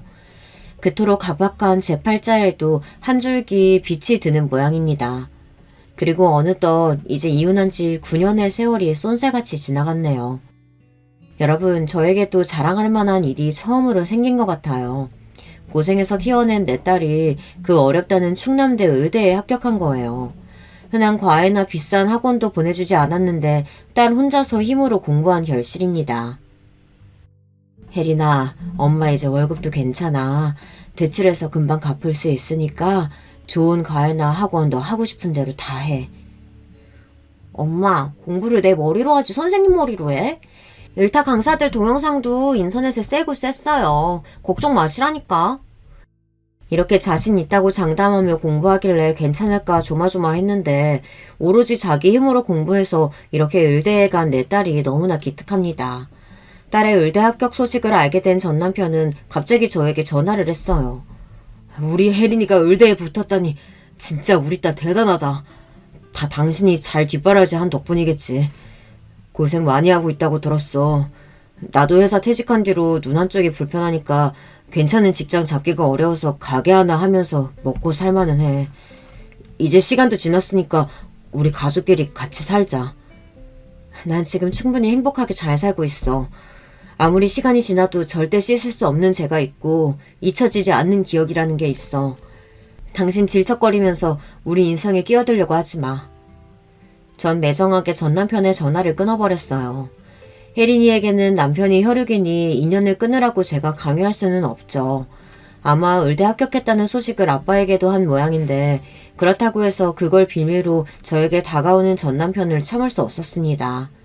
전 지금의 생활이 충분해 만족하고 이 평화를 깨고 싶지 않으니까요. 우리 딸은 의대에 입학하면서 기숙사에서 생활하고 있습니다. 이를 계기로 저는 사장과 동거하고 있습니다. 여러분에게 갑작스러울 수 있지만 사장과 저는 남녀로 가까워지고 의지하는 사이가 되었어요. 사장은 지난 겨울 우리 딸의 의대 합격 축하 파티를 열어주었습니다. 그리고 사장은 딸에게 이야기했어요. 오늘 혜린이 축하하는 자리기도 하고 이 아저씨가 폭탄 선언 하나 해도 될까? 네, 하세요. 사장은 저에게 얼굴을 돌리고 조금 긴장하면서 이야기를 하기 시작했죠. 나 곧 있으면 환갑이에요. 내 딸은 성인이 된 이후 독립하겠다고 나가 산 지도 벌써 7년이요. 혼자 불 꺼진 집에 들어가기가 너무 싫어서 당신 있는 가게에서 최대한 버티다가 집에 가는 거 이제 눈치챌 때도 됐지 않나? 우리가 앞으로 살 날이 얼마나 남았는지도 모르는데 남은 시간 동안 같이 잘 살아봅시다. 사장님은 이렇게 청혼처럼 고백했어요. 저는 너무 놀랐지만 딸은 이미 사장과 제 사이를 짐작하고 인정하고 있다는 듯 박수를 치며 축하해 주었습니다. 딸은 엄마를 혼자 남겨두고 의대 기숙사에 가는 것이 걱정이었는데 사장 아저씨 덕분에 안심이라고 말이죠. 저도 사실 사장과 함께하는 동안 그에게 마음을 주고 의지한 지 꽤 되었습니다. 전 남편에게 질려서 내 인생에 다시 남자가 없을 거라고 다짐했지만 9년의 시간 동안 함께하고 지켜봐온 지금 그를 거부할 수는 없었습니다. 그 이후로 저는 사장님이 사는 집에 들어가 부부처럼 살고 있어요. 그리고 같이 김밥집 문을 열고 같이 퇴근하면서 지내고 있답니다. 우리는 한 번씩 배우자와 헤어진 아픔을 겪었던 중년이 넘은 나이이고 장성한 딸도 있어요. 그래서 결혼은 신중히 천천히 생각하기로 했죠. 사장님과 함께 의지하며 살고 가게도 같이 경영하는 지금 저는 충분히 행복하니까요. 제 사연이 채택되어 이 유튜브에 성우님 목소리로 방송을 타게 된다면 저 당당하게 자랑 좀 해보게요. 김밥집에 틀어놓고선 사장님이랑 함께 들어볼게요. 제 사연을 함께 들어주신 많은 분들께 감사드립니다. 그럼 저도 여기서 인사드려요. 안녕히 계세요. 여러분, 두 번째 사연 시작하기 전에 좋아요, 구독 꼭 눌러주실 거죠? 그럼 두 번째 사연 바로 시작합니다. 저는 작은 애견용품 샵과 미용실을 운영하고 있는 애견 미용사입니다. 저는 결혼을 2번 했는데요. 첫 번째 결혼은 정말이지 제게 좋은 기억이라곤 조금도 없는 최악의 시간을 안겨줬고, 두 번째 결혼은 마음고생도 많이 하고 몸도 힘들었지만 결혼하기 참 잘했다는 생각이 들게 만들어주는 시간이었어요. 저의 첫 직장은 유치원이었어요. 지금은 애견 미용사를 하고 있지만 그때만 하더라도 저는 유아교육학과를 졸업해 유치원에 취직했거든요. 막 사회생활을 시작한 상태였죠. 하루는 부모님께서 선을 볼 생각 없느냐고 물어보시더라고요. 선자리가 들어왔다고 하면서 한번 만나봤으면 좋겠다고 말씀하셨어요. 저는 부모님께서 주선하신 자리니 단박에 거절하지 못하고 그 자리에 나갔어요. 그런데 상대방 분이 의외로 저랑 너무 잘 맞더라고요. 대화가 잘 통하는 편이라서 금방 친해졌죠. 주변에서 적어도 3번은 만나봐야 한다고 하셔서 그 뒤로도 몇 번 식사 자리를 가졌어요. 대화도 잘 통하다 보니 어느 순간 저희는 자연스럽게 사귀는 사이가 됐어요. 저는 그렇게 빨리 결혼할 생각은 아니었는데 전 남편 쪽에서 꽤 많이 서두르더라고요. 지금 이야기하지만 저는 확신도 없는 상태에서 그 사람과 결혼을 한 것이나 마찬가지였어요. 신혼 초반엔 누구나 그렇듯 좋았어요. 시부모님들도 잘 챙겨주셨죠. 저도 전 남편도 아이를 좋아하는 편이라 우리는 아이 많이 가지자고 이야기를 하기도 했고요. 그런데 그게 사람 마음대로 되는 게 아니잖아요. 날짜 맞춰가면서 정말 신경 많이 썼는데 쉽지 않더라고요. 혹시 제가 불임인가 생각이 들기도 했죠. 다행히 산부인과 검사로 그런 건 아니더라고요. 결혼 4년 차가 되었을 때 드디어 저희 부부에게도 아이가 찾아왔어요. 너무나도 행복하고 설렜죠. 하지만 그런 기분도 잠시, 아이는 유산됐어요. 애타게 기다린 만큼 마음도 많이 아팠죠. 시어머니께서는 어쩔 수 없는 일이라고 하시면서 괜찮다고 곧 좋은 소식이 들릴 것이라고 하셨지만 제 마음은 그게 아니었어요. 설상가상으로 유산 이후 방문한 병원에서는 아이를 가지기 힘들 것 같다고 하시더라고요. 시부모님께서는 엄청난 충격을 받으셨습니다. 전 남편이 3대 독자였거든요. 그런데 며느리가 갑자기 아이를 갖지 못할 것이라고 하니 그 충격이 보통은 아니었지요. 전 남편 역시 어쩔 수 없는 일이라곤 하지만 엄청 실망한 얼굴을 하더군요. 그날 이후 저와 전 남편 사이는 대면대면해졌어요. 저 역시도 고민이 많았고요. 저는 아이를 가질 수 없었고 전 남편은 독자로 자식이 필요했죠. 시부모님, 특히 시아버지께서는 눈에 띄게 저를 밀어내시는 게 보였어요. 며느리라고 그렇게 예뻐해 주시던 모습은 어디로 가고 제게는 눈길조차 주지 않으셨죠. 제가 무슨 말을 해도 없는 사람 취급하셨어요. 시어머니도 비슷했죠. 제가 아는 모든 것들은 마음에 들지 않으시는지 늘 잔소리에 화가 많으셨어요. 저는 이대로는 살 수 없다는 결론을 내렸고 전 남편에게 서로를 위해서 이혼을 하자고 말했어요. 이혼이라니 무슨 소리야? 왜 우리가 이혼을 해? 아이 문제 때문에? 그건 받아들일 시간이 좀 필요할 뿐이야. 아이가 없어도 우리는 충분히 행복할 수 있어. 그러니까 가족들에게 조금만 시간을 줘. 하지만 저는 결심이 확고했어요. 시부모님들이 바뀔 가능성은 없어 보였거든요. 결국에는 전 남편도 이혼에 동의했고 합의 이혼을 진행했어요. 이혼을 하기까지는 많은 시간이 필요하진 않았어요. 합의 이혼이다 보니 더 짧은 시간이 걸렸죠. 저는 유산의 아픔을 제대로 극복하지도 못한 채 이혼까지 해버린 상태로 다시 예전에 혼자로 돌아왔어요. 그때 시작한 게 유기견 보호소 봉사활동이었어요. 아이를 잃고 나니 도저히 유치원에서는 일을 못하겠더라고요.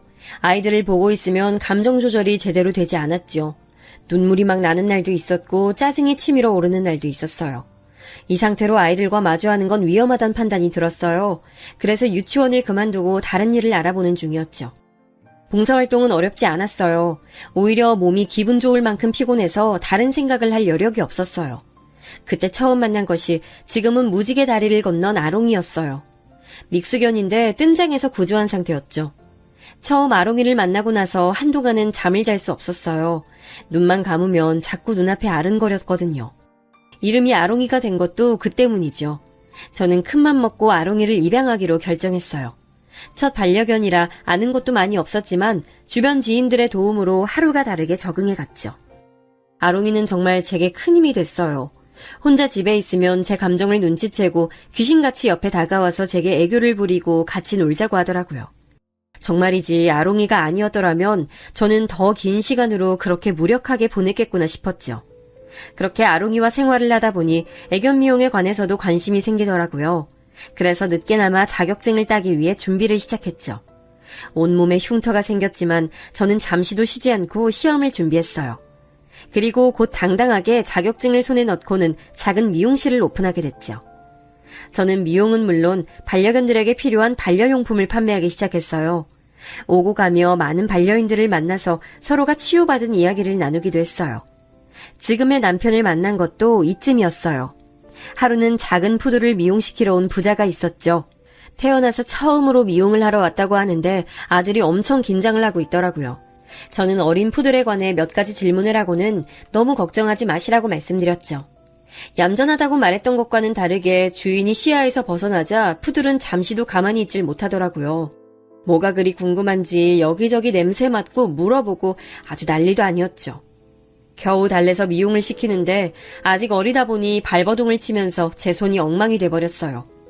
미용을 마치고 나와 푸들을 안겨주는데 아버지 쪽이 제 손을 보더니 깜짝 놀라더라고요. 손이 혹시 요 녀석이 그랬나요? 입질이 없는 놈인데 죄송합니다. 아직 어려서 장난처럼 하는 것 같은데 혹시 모르니까 교육을 시키는 것도 생각해 보셔야 할 것 같아요. 그리고 이쪽 일 하다 보면 자주 있는 일이에요. 괜찮아요. 아무리 그래도 피가 날 정도면 정말 죄송합니다. 집에 가서 잘 교육시키겠습니다. 푸들을 아는 부자는 미용실을 나서면서도 몇 번이나 미안하다고 사과를 했어요. 아들 쪽은 금방이라도 울 것 같은 얼굴로 다음엔 절대 이런 일 없게 하겠다고 손가락까지 걸고 약속했죠. 그 뒤로도 부자는 자주 저희 매장을 찾아줬어요. 나중에 알았지만 남자 혼자서 쌍둥이 아들을 키우고 있더라고요. 아이들은 푸들을 산책시키다가 지나가는 길에 들리기도 하고 근처 동물병원에 가는 길이라고 하면서 인사를 하러 오기도 했죠. 저는 볼 때마다 쑥쑥 자라는 두 남자아이와 푸들을 보는 재미가 쏠쏠했죠. 그렇게 아이들과 가까워지다 보니 아버지 쪽과도 자연스럽게 안면을 트고 지내게 됐어요. 집도 서로 가까워서 아롱이와 산책을 하러 가면 자주 만나게 되더라고요. 반려견 키우시는 분들은 알겠지만 이렇게 가까워지는 일이 종종 있잖아요. 딱 그런 상황이었죠. 아이들이 바쁘거나 하는 날에는 제가 우리 아롱이와 함께 푸들을 산책시키는 일도 있었어요. 제가 바쁜 날에는 아이들이 아롱이와 산책을 나가기도 했고요. 그렇게 1년 정도의 시간을 보냈습니다. 그 사이에 반려견으로 가까워진 우리는 서로에게 호감이 있음을 인정하고 연인 사이로 발전하게 됐어요. 전 남편과 헤어진 이후로 연애를 다시 할 수 있을 것이라곤 생각지 못했는데 말이죠. 저는 정말 망설이다가 남편에게 아이를 가질 수 없다고 미리 얘기를 했어요. 남편은 이미 두 아들도 있고 귀여운 반려견도 있는데 그런 게 무슨 문제가 되겠느냐고 하더군요. 그 말에 저는 안도감을 느꼈어요. 그래, 이 사람과 있으면 아이에 대한 압박감을 받을 필요가 없겠구나 싶었죠. 남편도 저만큼이나 사연이 있었어요. 아이들의 엄마와는 집안 차이가 많이 나는 결혼을 했다고 하더군요. 그래서 집안 반대도 심했지만 두 사람이 워낙 사랑해서 결혼을 강행했다고 말이죠. 그리고 그 결과 여자 쪽은 집안과 연을 끊고 살아야 했다고 말이에요. 두 사람은 아이들이 태어날 때까지만 하더라도 힘들지만 행복했다고 했어요. 하지만 아이들이 커가면서 여자는 이 생활을 견디기 힘들어하기 시작했다고 했죠. 결국엔 아이들이 초등학교에 입학한 것과 동시에 이혼 서류만 남겨주고는 원래 자신의 집으로 되돌아갔다고 하더라고요. 저는 아이들을 다 버리고 어떻게 엄마라는 사람이 그럴 수가 있나 이해가 되지 않았어요. 남편은 그 일이 응어리처럼 남아서 아이들에게 몇 배는 더 잘해주고 싶었다고 말했죠. 아이들도 우리 사이를 눈치챌 때쯤 남편은 재혼을 생각해 본 적이 있냐고 물었어요. 자신은 저와 결혼을 하고 싶다고 하면서 말이죠. 난 아직 준비가 안 됐어요. 그냥 지금 이대로 지내는 게 저는 딱 좋아요. 결혼이란 거 더 이상은 하고 싶지 않거든요. 우리 지금도 행복하잖아요. 아닌가? 저는 연애면 몰라도 결혼까진 상상하지 않았거든요. 하지만 남편은 포기하지 않았어요. 꾸준하게 제게 결혼에 대해 진지하게 생각을 해보길 권했죠. 그러다 제 생각이 변하게 된 건 한 통의 전화였어요. 쌍둥이 중 작은 애였는데 큰애가 많이 아픈 것 같다고 와줄 수 있느냐고 하더군요. 남편은 중국 출장을 간 상황이었고 아이들을 봐주기로 한 사람은 잠시 외출 나가서는 소식이 없다고 했어요. 저는 깜짝 놀라 정신없이 집으로 달려갔죠. 열이 펄펄 끓더라고요. 저는 바로 응급실로 아이를 데리고 갔어요. 다행스럽게 열이 높을 뿐 큰 문제는 아니라고 하셨죠. 저는 응급실 의자에서 뜬 눈으로 밤을 보냈습니다. 작은 애는 피곤한지 꾸벅꾸벅 졸다가 제 다리를 베고 잠들었죠. 미처 닦지 못한 눈물 자국이 남은 아이의 얼굴을 보고 있노라니 이 아이들의 엄마가 될 수 있을까라는 생각이 들었어요. 남편과 만나면서 늘 외면했던 문제였는데 이렇게 생각이 나다니 스스로도 어이가 없었죠. 중국에서 돌아온 남편은 그날의 일에 불같이 화를 내더군요. 당장에 아이들을 돌보던 사람을 해고시키고는 제게 도와줘서 고맙다고 했어요. 저는 남편에게 결혼하고 싶다는 그 말 아직도 유효하냐고 물었죠. 그때는 몰랐는데 지금은 확실하게 알 것 같아요. 난 당신도 좋지만 당신만큼 아이들도 소중해요. 그 아이들과 함께 있고 싶어요. 남편은 제 대답에 뛸 듯이 기뻐하며 아이들도 분명 좋아할 것이라고 했어요. 저는 부디 그렇게 되길 바랐죠. 하지만 사춘기를 코앞에 둔 남자아이들은 쉽게 마음을 열지 않았어요. 저를 좋아하긴 하지만 엄마라고 생각해 본 적은 없던 모양인지 눈에 띄게 어색해하는 게 보였죠. 거기다 남편은 아이들의 교육에 관해선 일절 간섭하지 않겠다고 하더군요. 자신은 아무런 참견도 하지 않겠다고요. 저는 혼자서 무슨 수로 사춘기 아이들을 가르칠 수 있느냐고 도와달라고 했지만 남편은 입만 꼭 다물고 있었죠. 저는 배신감이 들었어요. 행복한 가족이 될 수 있을 것 같다고 말한 사람은 도대체 어디로 가고 이렇게 나몰라라 할 수 있는지 너무 속상했죠. 하지만 제게 그렇게 여유를 부릴 시간이 없었어요. 겨우 발품을 팔아 아이들에게 맞는 학원을 찾아보내기 시작했어요. 고작 학원 하나 찾는 일인데도 제게는 심장이 터져나갈 만큼 어려웠어요. 중학생이 된 두 아이들은 더 심하게 사춘기를 타기 시작했어요. 방문을 닫고 들어가서는 전혀 나오질 않았죠. 귀에 항상 이어폰을 끼고 있으면서 제 말은 들리지 않는 사람처럼 행동하더군요. 심지어는 연락도 없이 늦는 날도 많았어요. 지금 시간이 몇 시인데 이제 들어와. 집에서 사람 기다리고 있다는 생각은 안 해? 지금 어디 갔다 오는 거야? 무슨 상관이세요? 남이서 어디를 갔던 뭐라던 무슨 상관이시냐고요? 너 지금 말버릇이 그게 뭐야? 남이서? 남 맞잖아요. 무슨 자격으로 우리한테 소리를 지르고 그래요? 아빠랑 같이 산다고 뭐라도 되는 것처럼 굴지 마세요. 귀찮으니까. 저는 순간 너무 놀라서 아무 말도 할 수 없었어요. 자격을 운운하는데 내가 지금 무슨 짓을 하고 있는지 혼란스럽기도 했고요. 하지만 남편이 그러더라고요. 아이들 먹이고 입히고 가르치는데 더 이상의 무슨 자격이 필요하냐고 말이죠. 그 말에 저는 용기를 얻어서 아이들과 진심으로 부딪히기 시작했어요. 쉬운 일은 아무것도 없었죠. 제가 아무리 가까이 다가가고 싶어도 아이들은 곁을 주지 않았어요. 큰애는 아예 입을 다물고 있었고 작은 애는 툭하면 화를 내면서 진짜 엄마도 아니면서 흉내내지 말란 말을 막 했죠. 그 소리를 들을 때마다 아무도 모르는 곳에 가서 혼자 울고 싶은 마음은 굴뚝 같았어요. 하지만 아이들 앞에선 전혀 내색하지 않았어요. 오히려 더 뻔뻔하게 아이들에게 다가갔죠. 저는 사춘기를 핑계 삼아 버릇없이 구는 건 용서하지 않았어요. 잘못을 했으면 그에 합당한 대가를 치러야 한다고 말했어요. 용돈 삭감은 기본이었죠. 당연히 반발감은 심했죠. 심지어는 제 지갑에 손을 대기도 했고요. 저는 그럴 때마다 용돈을 압수하거나 아이들이 아끼는 걸 하나씩 빼앗곤 진심으로 잘못을 뉘우칠 때까지 돌려주지 않았어요. 아이들이 어떻게 생각하든 상관없이요. 어느 날 이혼 서류만 던지고 나갔던 아이들의 친모가 우리 앞에 나타났어요. 머리부터 발끝까지 명품을 잔뜩 걸친 여자는 다짜고짜 아이들을 만나게 해달라고 했죠. 남편은 불같이 화를 내면서 절대 반대를 외쳤어요. 저 역시도 그렇게 하고 싶었고요. 하지만 어린 시절 아이들은 어떻게 생각할지 모르잖아요. 겉으로 표현한 적은 없지만 혹시나 엄마를 그리워한 건 아닐까 그런 생각이 들었죠. 저는 흥분한 남편을 다독이며 아이들에게 의견을 물어보자고 했어요. 아이들도 처음엔 난감한 표정을 지었어요.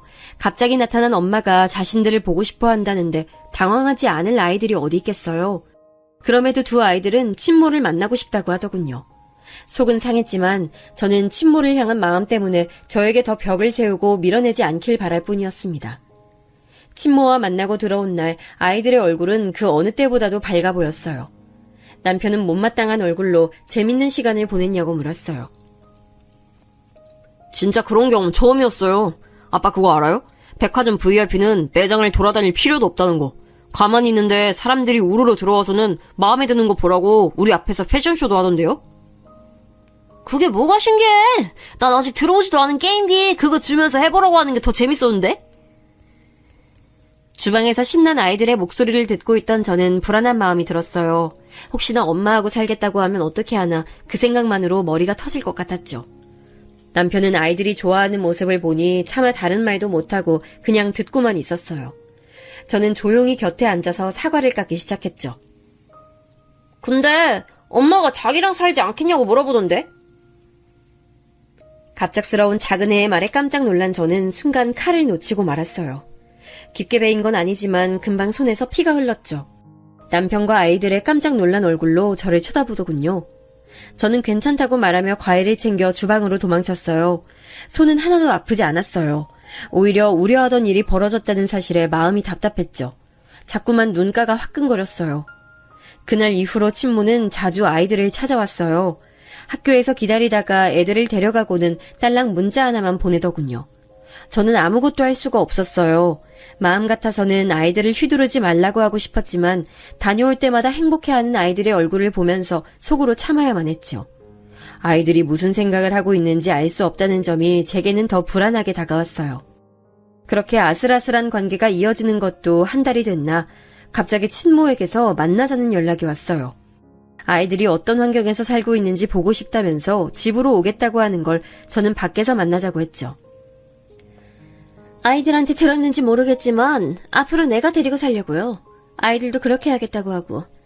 거기다 난 충분히 아이들한테 그쪽보단 완벽한 환경 제공할 능력도 있거든요. 사실 쥐꼬리만한 월급으로 애들한테 뭘 해줄 수 있겠어요. 그 문제라면 애들 아빠하고 이야기하세요.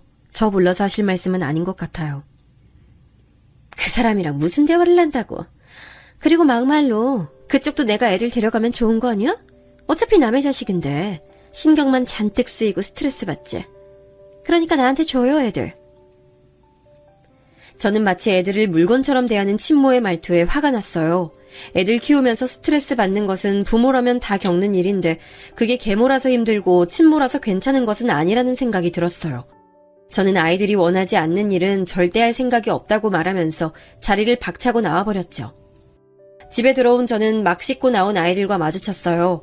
저는 흥분을 가라앉히려고 애쓰면서 아이들에게 물었죠. 너희도 엄마랑 살고 싶어? 아빠랑 나랑 말고 엄마랑 살고 싶어? 아이들은 무슨 소리를 하느냐는 듯이 저를 바라보더니 엄마를 만났냐고 묻더군요. 저는 다시 한번 아이들에게 물었어요. 우리가 엄마한테 갔으면 좋겠다고 생각하시잖아요. 저희만 없으면 아빠랑 두 분이서 좋은 거 아니에요? 어떻게 그런 말을 해? 내가 너희를 보내고 싶어 한다고? 아니에요? 그렇잖아요. 남의 자식 키우면서 사는 게 뭐 좋은 일이라고. 저는 누군가에게 머리를 세게 맞은 기분이 들었어요. 그동안 아이들에게 최선을 다했다고 생각했는데 아이들의 입에서 남의 자식이란 말이 나올 것이라고는 상상도 못했거든요. 저는 그날 밤 잠을 잘 수 없었어요. 다음날 친모를 만나러 간 아이들이 늦은 시간이 되도록 돌아오지 않았어요. 늦어도 9시면 들어왔는데 11시가 넘도록 소식이 없었죠. 저는 몇 번이고 전화기를 들었다 놨다를 반복하면서 현관 주변을 맴돌았어요. 12시가 돼서야 비밀번호를 누르는 소리와 함께 아이들이 들어왔어요. 저는 안도의 한숨을 내쉬면서 잘 다녀왔냐고 물었죠. 그런데 아이들 반응이 너무 이상했어요. 굳은 얼굴이 마치 화가 난 것처럼 보이기도 했어요. 아이들은 아무런 대답도 없이 그대로 방으로 들어갔죠. 그렇게 늦게 들어온 이후 아이들은 친모를 만나러 가지 않았어요. 무슨 일이 있느냐고 물었지만 역시나 대답은 없었죠. 남편이 야근으로 늦는다고 해서 오랜만에 새 식구가 저녁을 먹게 됐어요. 식기가 부딪히는 소리를 제외하곤 조용했죠. 그런데 갑자기 큰애의 전화가 울리더군요. 큰애는 힐끔 보더니 바로 끊어버렸어요. 곧 작은애 전화도 울렸는데 이번엔 보지도 않고 그냥 꺼버리더군요. 직감적으로 친모의 연락이라는 걸 알 수 있었어요. 갑자기 왜 친모의 전화를 피하는지 저는 알 길이 없어 답답했죠. 식사를 마치고 설거지를 하는데 친모에게서 전화가 왔어요. 애들 지금 집에 있지? 당신이 애들한테 나랑 만나지 말라고 했어? 잔뜩 화가 난 그 여자는 영문을 알 수 없는 소리를 하며 소리를 지르더군요. 도둑년, 내 아들이야, 내 거라고! 근데 네가 뭔데 버티는 거야? 당장 내놔, 내 아들 달란 말이야! 친모는 입에 담기도 힘들 욕설을 퍼붓기 시작하는데 저도 참기가 어렵더군요. 다 포기하고 이혼 서류 남기고 가신 건 아이들 포기한 거나 마찬가지 아니에요? 이제 와서 양육권이라뇨. 말이 되는 소리를 하세요. 내 자식 내가 키우겠다잖아. 그리고 옛날 이야기하는데 당신이라고 다를 것 같아? 내 상황이면 당신도 마찬가지야. 내 몸 하나 지키는 것도 힘든데 애들이 무슨 소용이야? 난 당신과 달라요. 내 몸 편하면 자식 생각이 나고 불편하면 아이들 버리는 게 무슨 엄마예요? 제가 울컥한 나머지 한창 따지는데 큰애가 오더니 전화기를 확 빼앗아서는 끊어버리더라고요. 너무 놀란 제가 움직이지도 못하고 서 있자 아이는 제게 전화기를 돌려주며 절대 전화도 받지 말고 찾아와도 만나지 말라고 하더군요. 이번에야말로 무슨 일이 있었는지 꼭 들어야겠다는 생각이 들었어요. 결국 작은애가 담담하게 이야기를 하더군요. 그냥 우리 왜 두고 갔는지 물었을 뿐이에요. 저는 하늘이 노랗게 변하는 기분이 들었어요. 뭐라고 들었냐고 물었더니 키우는 게 너무 힘들어서 버리고 도망갔다고 고백했다며 담담하게 말을 했죠. 저는 친모라는 사람을 용서할 수가 없었어요. 어떻게 애들한테 그런 말을 양심 고백이란 말 아래 할 수 있는지 이해가 되지 않았죠. 그렇게 했으면서 아이들을 데리고 살겠다고 이야기하다니 뻔뻔스러운 것도 정도가 있어야지 이건 너무하다 싶더라고요. 급기야 남편은 친모와는 이야기가 되지 않는다며 아이들의 외가를 찾았어요. 그런데 그쪽에서는 오히려 아이들을 전혀 원하지 않는다고 했다는 거예요. 순간 정신이 아득해지는 기분이었죠. 만약 아이들이 이 사실도 모르고 외가로 갔었을 장면을 상상하니 피가 거꾸로 솟았습니다. 남편은 친모를 확실하게 단속해달라고 말하고 돌아왔죠. 그날 이후 친모는 한 번도 아이들 앞에 나타나지 않았어요. 아이들도 딱히 친모에 관한 이야기를 하지 않았고요. 그러던 어느 날 늦은 시간에도 아이들에게서 연락이 없었어요. 전화를 아무리 걸어도 받지 않았죠. 알아보니 학원에 가지 않았더라고요. 친구들은 집에 들어가는 것을 봤다고 하고요. 저는 깜짝 놀라 온 동네를 찾아다녔죠. 점점 더 불안해지면서 무슨 사고라도 난 건 아닌가 걱정이 됐어요. 그러다 혹시 친모가 데려간 건 아닐까 싶은 생각도 들었죠. 그렇게 한참을 뒤져서 겨우 사람 없는 놀이터에 앉아있는 아이들을 찾았을 때는 정말이지 감사합니다 소리가 절로 나오더라고요. 저는 갑자기 사라진 이유를 물었지만 아이들은 아무 말도 하지 않았어요. 집으로 돌아오는 차 안에서 운전대를 꼭 쥔 저는 아이들에게 단호하게 말했어요. 너희가 날 싫어하는 건 상관없는데 이런 식으로 행동하는 건 이번이 마지막이야. 위험한 일에 말려들었으면 어쩔 뻔했어. 나는 그런 상상만 해도 손이 덜덜 떨리고 무섭거든? 그러니까 하고 싶은 말이 있으면 그냥 해. 다 듣고 있을게. 어떤 말이든 상관없어.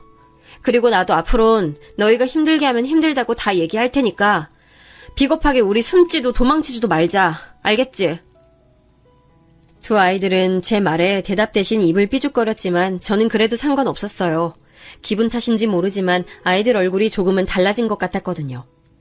나중에 알았지만 그날 친모가 찾아왔었다고 해요. 당장 자기를 따라가자고 하는 걸 거절했더니 친모가 길길이 날뛰면서 배 아파 낳은 사람은 자기인데 왜 자기 말을 안 듣는 거냐고 소리를 질렀다고 하더군요. 그러면서 아이들에게 눈치도 없느냐고 제가 얼마나 자기들이 사라지길 바라는지 아느냐고 하는데 이유도 없이 화가 나고 속상해서 도망쳤다고 말해줬죠. 고등학생이 되면서 확실하게 두 녀석은 분위기가 많이 바뀌었어요. 반항기는 쏙 빠지고 공부에 진지하게 임하기 시작했죠. 특별한 호칭 없이 지내던 녀석들이 제게 아줌마라고 부르기 시작한 것도 이쯤이었어요. 기분이 묘하더군요. 매번 저기, 저 이렇게만 불리다가 아줌마라고 제대로 불린다는 게 좋았어요. 아이들과 더 가까워진 기분도 들었죠. 해가 바뀌어 아이들이 수험생이 되자 저 역시도 신경 쓸 일이 한두 가지가 아니더라고요. 아이들은 공부하기 바쁘고 저는 입시 설명회를 들으러 다니기 바빴죠. 이미 대학을 보는 엄마들이 그러더라고요. 아이들 대학은 엄마가 부지런해야 잘 갈 수 있다고 말이죠. 남편은 누가 수험생인지 알 수가 없다고 하면서 놀렸지만 저는 아무렇지도 않았어요. 아이들 수능이 끝나고 저는 정말 잊을 수 없는 순간을 경험했는데요. 수능 성적표가 나온 날 아이들이 쭈뼛거리면서 다가와서는 성적표를 내밀더라고요. 큰애는 공부 잘하는 건 알고 있어서 기대만큼 나왔는데 작은애가 엄청 분발했더라고요. 예상 점수를 웃돌고 있었죠. 이대로라면 상향 지원을 해도 될 정도였어요. 저는 너무 축하한다고 두 아이들에게 말했어요. 아이들은 자기들끼리 눈빛을 교환하더니 자세를 반듯하게 세우곤 제게 말을 했죠. 엄마가 끝까지 도와주셔서 그래요. 정말 감사드립니다. 엄마라고 부르고 싶었는데 저희가 상처를 너무 드려서 입 밖으로 나오질 못했어요. 죄송하고 정말 감사드려요. 저는 그날 아이들에게 처음으로 엄마라는 소리를 듣게 됐어요. 저는 너무 놀라서 아무런 말도 할 수 없었어요. 멍하게 아이들 얼굴만 번갈아 바라보고 있는데 이런 제 표정이 웃겼는지 키득거리며 웃기 시작했죠. 엄마, 거울 좀 봐요. 무슨 귀신 같아요. 그게 뭐예요? 큰애가 손거울로 제 얼굴을 비추는데 번쩍 정신이 들었어요. 눈물이 흘러서 화장이 번졌더라고요. 저는 급하게 화장실로 달려가 얼굴을 씻었죠. 아들들은 제 반응에 재미를 붙였는지 그날 하루 종일 엄마를 부르면서 저를 따라다녔어요. 그때마다 눈물이 터지려고 해서 혼났죠. 저는 아이들에게 다 큰 녀석들이 징그럽게 왜 이러냐고 했지만 사실은 너무 기뻐서 계속 불러줬으면 좋겠다는 생각이 들었어요. 한 번 물꼬를 튼 엄마라는 소리가 이제는 자연스러워질 때쯤 남편에게 물었어요. 왜 처음에 모든 걸 제게 맡겼는지 말이죠. 가장 많은 시간을 함께 보내는 사람들이 서로 부딪히고 이야기하고 해야지. 중간에서 내가 나서면 오히려 서로 진심을 알아가는데 더 많은 시간을 보냈을 거야. 어쩌면 지금처럼의 관계는 만들 수 없었을지도 모르고. 남편의 말이 묵직하게 다가왔어요. 남편은 무엇보다도 저라는 사람을 믿었기에 가능했다고 말했어요. 괜히 코끝이 찡해졌죠. 아이들의 진짜 엄마가 되고 나서 아들들은 저에게 종종 데이트를 청했어요. 남편은 쏙 빼고 셋이서만 나갔다 오는 일도 많았죠. 훤칠하게 자란 아이들의 팔짱을 끼고 나가서는 영화도 보고 전시회를 다니기도 했어요. 대화도 많아졌고요. 재미있게도 아이들은 제게 자신들의 연애도 숨기지 않고 말하더라고요. 저는 그 어린 아이들이 이렇게 자라서 연애도 하는가 싶어 기분이 묘했어요. 세월 앞에 장사 없다는 말처럼 시간은 정말 빨리 흘렀어요. 아이들은 군대를 다녀오고 대학을 졸업했죠. 군대 가는 날에 제가 얼마나 울었는지 아이들이 부끄럽다고 남편더러 빨리 저 좀 데리고 가라고 할 정도였죠. 부대에서 아이들 물건이 도착했을 때도 마찬가지였어요. 군대에서 잘 지내고 있는지 걱정이 태산 같았는데 편지를 받고 나니 눈물이 터져 나오더라고요. 그때의 편지는 아직도 간직하고 있습니다. 대학 졸업 후 큰애는 건설회사에 입사했고 작은애는 자동차 회사에 입사했어요.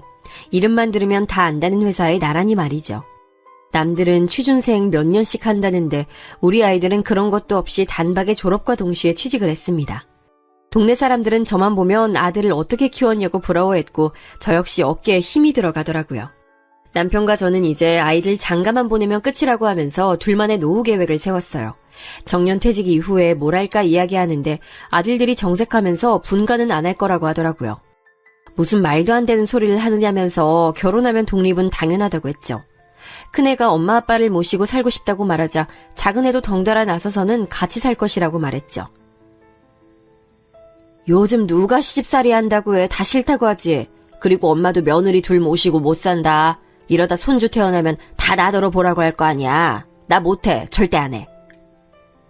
두 아들들도 절대 양보할 수 없다고 팽팽하게 맞섰어요. 저는 호언장담하는 아이들이 귀엽기만 했어요. 그러던 어느 날 큰애가 집에 여자친구를 데려오고 싶다고 하더군요. 그동안 한 번도 이런 일이 없었던 터라 괜히 제가 더 긴장됐죠. 결혼하고 싶은 사람이냐고 물었더니 고개를 끄덕이더라고요. 저는 날짜와 시간을 정해서 알려달라고 담담한 척 말했지만 속으론 입 밖으로 심장이 튀어나올 것 같았어요. 처음 인사하러 온다는데 어떤 걸 준비해야 할까, 메뉴는 뭐가 좋을까 머릿속이 복잡했죠. 지인들도 한두 마디씩 거들어주면서 첫 인사 자리를 어떻게 하면 되는지 알려줬어요. 그런데 그중 한 친구가 조심스럽게 제게 말을 꺼냈죠. 너희 집 사정은 말했대? 재혼 가정이란 거. 그래도 알리는 게 맞지 않을까? 순간 들뜬 제 마음이 순식간에 가라앉았죠. 아들이 여자친구를 데려온다는 사실만 생각했지 우리가 재혼 가정이라는 건 아예 잊고 있었더라고요. 저는 급하게 큰애에게 물었어요. 혹시 재혼 가정이란 말 했느냐고 말이죠. 큰애는 왜 그걸 이야기해야 하느냐고 오히려 묻더라고요. 혹시나 그쪽 집에서 좋지 않게 생각할 수도 있잖아. 어른들 중에 그런 거 따지시는 분들 많아. 그러니까 여자친구한테도 이야기해줘. 재혼 가정이 왜요? 뭐가 문제인데요? 엄마가 어때서? 우리 엄마인데 다른 사람들이 뭐라고 하든 무슨 상관이에요? 큰애는 평상시엔 얌전하고 차분한데 한 번씩 이렇게 고집을 부릴 때는 감당하기 어려울 정도라 저는 심호흡을 하고 어떻게 이야기를 납득시켜야 하나 고민이 됐어요. 옆에서 듣고 있던 작은애도 덩달아 뭐가 문제인지 모르겠다고 하더라고요. 저는 두 아이들을 바라보면서 누군가에게 잘못이 있는 게 아니라 재혼 가정은 결핍이 있다고 생각하는 어른들이 있을 수 있다고 말했죠. 아이들은 더 이해가 안 간다는 얼굴을 하면서 고개를 절레절레 흔들었어요. 누군간 그렇게 생각할 수도 있다는 거야. 난 너희들에게 최선을 다했고 너희는 나한테 그 이상의 기쁨을 줬지. 그래서 난 단 한 번도 너희가 내 아들이 아니라는 생각 한 적 없어. 그런데 세상 사람들은 그렇게 보지 않을 거란 말이야. 어떻게 해도 난 계모일 뿐이지. 큰애는 우선 이야기는 해보겠지만 이걸 문제 삼는다면 자신은 결혼하지 않을 것이라고 분명히 이야기했죠.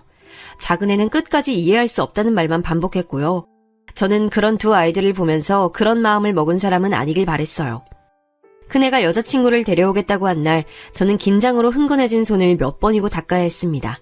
곧 벨이 울리고 참한 아가씨와 함께 큰애가 들어왔죠.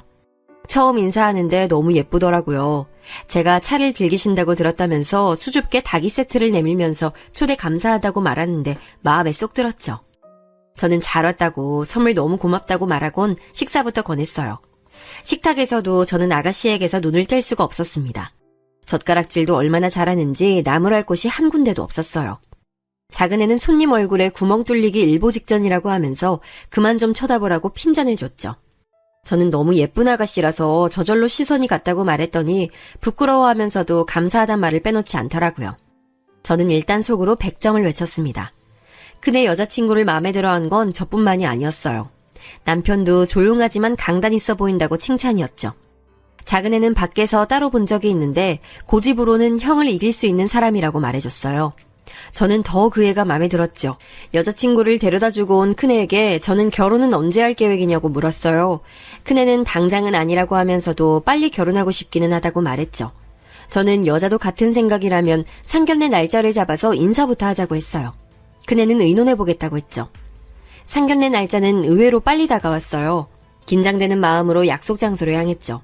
아이들이 예약한 음식점은 조용하면서도 깔끔해 보였어요. 저희가 약속 시간보다 일찍 도착해서 자리를 잡고 앉았죠. 남편은 너무 긴장한 것 같다고 청심환이라도 하나 먹어야 될 것 같다며 걱정스럽게 저를 바라봤어요. 큰애도 얼굴색이 많이 창백하다고 걱정했죠. 저는 놀란 마음에 거울을 봤지만 별다른 점을 느낄 수 없었어요. 괜찮다고 말하면서 문 쪽을 자꾸 힐끔거렸어요.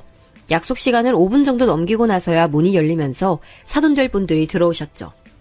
바깥 사돈 자리에 앉으신 분은 정중하게 늦어서 죄송하다고 말씀하셨어요. 저희는 괜찮다고 하면서 서로 이야기를 주고받기 시작했어요. 안사돈 되실 분은 바깥 사돈과는 다르게 말도 빠르고 거침없이 이야기를 하신다는 느낌이었어요. 식사 시간 동안에는 별다른 말 없이 부드럽게 지나갔죠. 문제는 디저트를 먹는 상태에서 벌어졌어요. 신혼살림 이야기가 나왔는데 큰애 여자친구가 집에다 저희와 함께 산다고 말을 했다더라고요. 당황한 쪽은 저희였죠. 저는 분명 분가하라고 말했는데 이게 무슨 일인가 싶었죠. 저는 함께 살 생각 없다고 말하면서 분가를 시킬 예정이라고 했어요. 하지만 눈치 없이 큰애는 적어도 3년은 부모님을 모시고 살고 싶다고 말하더라고요. 여자친구도 동의한 문제라고 하면서 말이죠. 저는 예비사돈 눈치가 보이기 시작했어요. 신혼인데 뭐하러 어른들이랑 같이 살아. 너희들끼리 알콩달콩 지내는 게 더 좋지. 안 그렇습니까? 틀린 말씀은 아니신데 그래도 애들이 어른들 모시고 산다고 그러면 전 반대할 뜻은 없습니다. 바꿔 싸돈 되실 분이 갑자기 찬성을 하고 나서서니 저도 할 말은 없더라고요. 안 싸돈 되실 분은 웃으시면서 자신도 딱히 반대할 이유는 없다고 말했죠. 그리고는 제게 물어볼 것이 있다고 하더군요. 저는 편하게 말씀하시라고 했어요. 딸아이가 이야기하던데 재혼 가정이시라고요? 사돈께서 두 아들을 키우신 계모라고 하던데 그런가요? 그네가 움찔하는 것이 바로 곁에서 느껴졌죠. 저는 식탁 아래로 아들의 손을 꼭 잡아주고는 솔직하게 말씀드렸어요. 그럼 더 다행이네요. 네? 계모라고 하시니 더 안심돼서요. 설마 계모시면서 시집살이 시키실 건 아니죠? 저는 말문이 턱하고 막혔어요. 남편도 자리가 불편한지 헛기침을 했죠. 큰애는 가만히 주먹을 쥐더니 이야기를 듣고 있었고요. 바깥사돈 되실 분이 가만히 있으라고 손짓을 했지만 안사돈 되실 분은 거침없이 말을 이어갔어요. 저희 애가 살림 사는 법도 잘 모르고 할 줄 아는 요리도 얼마 없거든요. 그런데 덜컥 어른들 모시고 살겠다고 하니 제가 얼마나 걱정이 되겠어요. 그런데 다행히 재혼가정이라고 하더라고요. 그 이야기 듣고 나니 안심도 되고 좋네요. 아들이라고 해도 계몬데 자기 배 아파서 낳은 자식이랑 어디 갔나요? 그럼 적당히 거리 두고 지낼 테고 당연히 며느리하고도 대면대면 하겠죠. 우리 애 힘들 것도 없이 딱이네요. 말씀이 지나치시네요. 저는 우리 아들들 키우면서 한 번도 제가 엄마가 아니란 생각한 적 없어요. 듣기 거북하네요. 저는 불편한 티를 여과 없이 드러냈어요. 어떻게 면전에 대고 저런 이야기를 할 수 있는지 도저히 이해가 되지 않았죠. 안사돈 되실 분은 이런 제 말에 발끈하며 말씀하셨어요. 제가 어디 틀린 말 했습니까? 계모가 왜 계모로 불리는데요? 말이야 똑같이 키운다느니 가슴으로 낳았느니 하지만 현실은 그렇지 못하죠. 어쨌든 계모라고 하시니 우리의 고생은 덜하겠다 싶네요. 안사돈 되실 분의 말이 끝나기 무섭게 우당탕 소리와 함께 큰애가 자리에서 일어나더군요. 사과해 주십시오. 저희 어머니 그런 말씀 들을 분 절대 아니세요. 저는 깜짝 놀라 큰애의 팔을 당겼지만 오히려 큰애는 요지부동이었어요. 안사돈 될 분은 인상을 쓰시면서 가르치는 말투로 큰애에게 말씀하셨죠. 이래서 계모가 문제 있다는 거야. 괜히 애들 눈치 본다고 잘못한 일을 잘못했다고 가르치질 못하니까 이런 일도 벌어지고. 어디서 어른한테 눈 똑바로 뜨고 대들고 있어. 내가 어디 틀린 말 한 것도 아닌데 어디서 못 배워먹은 틱을. 큰애 여자친구가 급하게 자신의 어머니 입을 막으려 했지만 이미 다 들어버린 후였어요. 그때까지 별다른 말 없이 앉아있던 남편이 자리에서 일어나더니 제 팔을 붙들고는 일으켜 세우더라고요. 저희 인연은 여기까지인 듯합니다. 아무래도 결혼은 없던 것으로 하는 것이 좋겠습니다. 저는 깜짝 놀라 무슨 소리를 하는 거냐고 물었지만 남편은 저를 끌고 나가려고 하더군요. 저는 이렇게 나가면 어떻게 하느냐고 말했지만 대답은 오히려 큰애에게서 나왔어요. 어떻게 하긴요. 결혼 엎어버리는 거죠. 갑작스러운 반응에 큰애 여자친구도 당황하는 게 그대로 느껴졌어요. 저는 차분하게 앉아서 이야기를 하자고 했지만 우리 집 두 남자는 그럴 마음이 조금도 없었죠. 결국 저희 가족은 상견례 자리를 그대로 박차고 나왔죠. 집으로 돌아가는 차 안에서 저는 무슨 생각으로 이렇게 나왔냐고 두 사람에게 화를 냈어요. 하지만 두 사람은 반대로 더 이상 따져들지 못한 게 아쉽다고 하더군요. 상견례 자리였어. 이렇게 나올 자리가 아니었잖아. 내가 저번에도 말했지만 재혼 가정 그렇게 보는 사람들 있을 수 있다니까. 미리 말해줬잖아. 재혼 가정을 가지고 말하는 게 아니었잖아요. 엄마가 계모인 게 뭐 어때서. 우리 가족 사정 아무것도 모르면서 그렇게 말씀하시는 건 상대방에 대한 예의가 아니죠. 저는 그런 집 사위 될 생각 추호도 없어요. 저는 약간 흥분한 듯이 말하는 큰애를 보면서 지금 말고 살짝 가라앉으면 다시 이야기할 생각으로 알겠다고만 했어요. 집으로 돌아왔지만 상황은 달라진 것이 없었어요.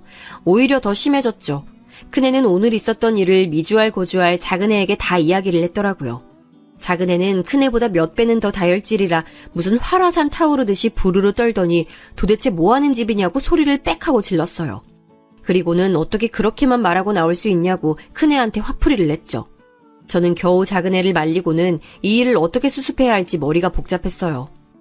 다음날 안사돈 되실 분에게 연락이 오더라고요. 밖에서 따로 봤으면 좋겠다고 말이죠. 저는 살짝 긴장한 마음으로 약속 장소에 나갔어요. 안사돈 되실 분이 먼저 말을 꺼내더라고요. 어제 일은 심히 유감입니다. 좋은 자리라서 모였는데 그렇게 가실 줄은요. 온 얼굴에 섭섭하다고 가득 써붙이신 듯 보였어요. 딸애가 닭달에서 나오긴 했는데 솔직히 제가 뭘 잘못했는지 모르겠어요. 없는 말 지어낸 것도 아니고 계모더러 계모라고 하는 게 뭐가 어떻다고 그렇게 반응하시는 건지 정말 너무 실망이네요. 안사돈 되실 분은 사과를 하러 오신 건지 아니면 어제 못다한 비난을 하러 오신 건지 어느 쪽인지 감이 오질 않았어요. 저는 침착하게 보자고 하는 이유를 물었죠. 안사돈 되실 분은 답답한 얼굴을 하시고는 결혼 준비 때문이라고 하셨죠. 저는 어이가 없었어요. 저는 솔직히 사과를 하러 오셨을 것이라고 생각했어요. 적어도 어제 무례했던 사람은 저희 남편도 저희 아들도 아닌 그쪽이나요. 정말 어처구니가 없어서. 아니 잘못이라뇨? 없는 말 지어낸 것도 아닌데 뭐가 잘못이란 말씀이세요? 안사돈 그렇게 안 봤는데 혹시 계모에 자격지심 있으세요? 아유, 있다고 하셔도 뭐 어쩔 수 없긴 한데 그걸 저한테 하실 말씀은 아니죠. 저는 벌떡 자리에서 일어났어요. 더 듣고 있다가는 귀가 썩을 것 같았죠. 그냥 없던 일로 하세요. 우리 아들 아까워서 안 되겠어요. 이봐요. 남의 가정사에 알지도 못하면서 함부로 말하지 마세요. 지금 하는 손가락질 다 자기한테 돌아오게 되니까. 내가 이런 말까진 안 하려고 했는데 당신 같은 사람한테서 어떻게 그렇게 고운 딸아이가 태어나는지 모르겠네요. 혹시 그쪽이야말로 계모인 거 아니에요? 등 뒤로 안싸돈 될 사람이 펄쩍펄쩍 뛰는 것이 느껴졌지만 저는 모른 척하고 집으로 들어왔어요. 집엔 아무도 없었죠. 저는 화가 나서 눈물이 날 지경이었어요. 큰애는 그날 늦게 집에 들어왔어요. 술도 마신 것처럼 보였죠. 그런 모습을 보니 마음이 흔들리더라고요. 가서 사과를 해야 하는 건가 싶기도 했고요. 하지만 큰애는 저를 보자마자 반갑게 제게 매달리더니 깔끔하게 끝을 냈다고 말을 꺼냈어요. 그 사람 어머니 오늘 만나셨다면서요? 얘기 다 들었어요. 또 엄마한테 무례하게 굴고 말 함부로 하고 그랬다고. 그래서 엄마가 결혼 없던 일로 하자고 하셨다면서요? 저는 그렇다는 말은 못하고 애꿎은 입술만 뜯었어요. 엄마, 전 다 괜찮아요. 엄마한테 나쁜 말 하는 사람들, 그런 사람들하고는 상종 못해. 안 해. 그러니까 저한테 미안하다고 생각하시면 안 돼요. 아셨죠? 저는 큰애의 등을 쓰다듬어주며 미안하다고 몇 번이고 중얼거렸어요. 다음날 큰애는 평소와 조금도 다를 바 없는 얼굴로 출근 준비를 하고 있었어요. 다른 가족들도 마찬가지였고요. 저는 마음이 불편했지만 내색하지 않으려고 했어요. 밤새 고민을 했지만 결국 저는 아들의 의견을 따르기로 마음먹었습니다. 여기서 제가 나서서 사과를 한다고 과연 이 결혼이 정상적으로 유지가 될 수 있겠는가 싶었죠. 그렇게 저희는 이 일을 잊고 있었습니다. 몇 년의 시간이 흐르고 사람마다 인연은 다 있는 모양인지 큰애도 작은애도 자기 짝을 만나 결혼했습니다. 착하고 부지런한 아이들이 며느리로 들어왔죠. 죽어도 한 집에서 살아야 한다는 아들 녀석들 때문에 저희 가족은 3층 빌라를 구입해서 살고 있어요. 각자 단독주택처럼 입구는 따로 있지만 서로 집에는 쉽게 오갈 수 있도록 만들었죠. 평소엔 각자 생활했지만 주말만큼은 가족끼리 모여서 밥을 먹기도 하고 단체로 캠핑을 가기도 했어요. 얼마 전에는 큰며느리에게 좋은 일도 찾아왔어요. 10개월만 지나면 제가 할머니가 된다고 알려줬죠. 가족들은 다 함께 기뻐하면서 부모가 되는 큰애 내애를 축하해줬죠. 지금도 저와 며느리들은 셋이서 종종 외출을 하는데요. 아들들이 자기들은 빼놓고 논다고 질투가 엄청납니다. 덕분에 많이 웃으면서 살고 있지요. 앞으로도 이대로만 지낼 수 있으면 좋겠다 싶네요.